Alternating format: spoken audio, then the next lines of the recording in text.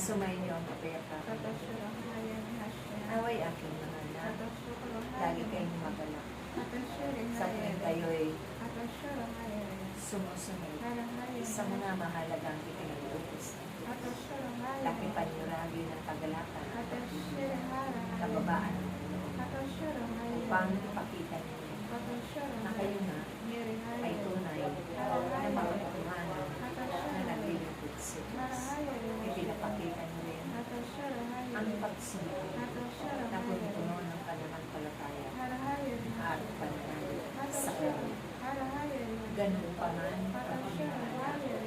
Marami mang nadalala sa sanglibutan. Subalit, itinutuon ang inyong tiwala pananampalataya sa Diyos na kailanman matatapos din dahil siyang magtutulog ng lahat isang kumpas lang ng kanyang mga tunay na nagaganap ang katapusan, ang kahigwaan, matatapos din ang inyong mga pagsasakripisyo, mga tiisin, pag-asama sa buhay.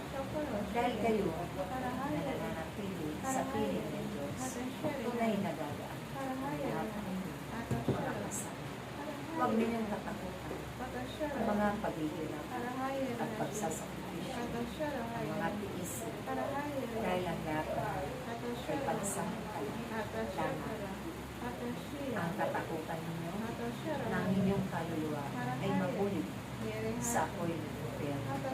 Kaya gumawa kayo mabuti, magbahagi kayo mabuting bagay, upang ito ay gagantimpalaan ng Diyos ng kasaganaan ng himala ng pagalitan, mahabang buhay, kalakasan, at marami pang mabubuting bagay. Dahil siya ang Diyos na sagana sa lahat. Siya ang Diyos na sumubo sa atin upang kayo ay tubusin sa inyong mga kasalanan. At magmula nung kayo'y tinanggap ako sa inyong buhay, doon kayo unti-unti palaya saan man mga kasalanan. Saan man pinasasantakan ng bawat isa.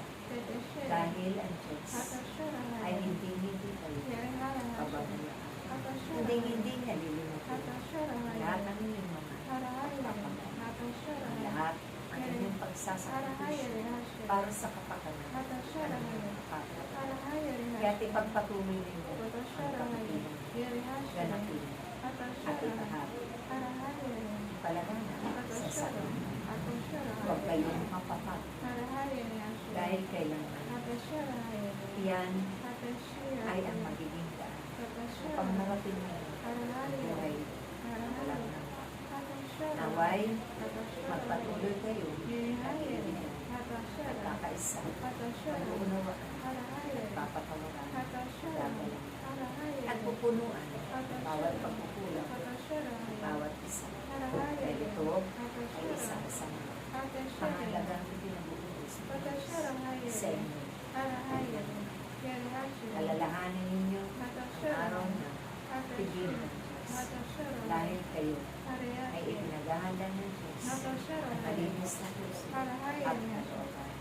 Mapuno kayo sa araw na ng kagalakan, pagkakaisa, pagtutulong.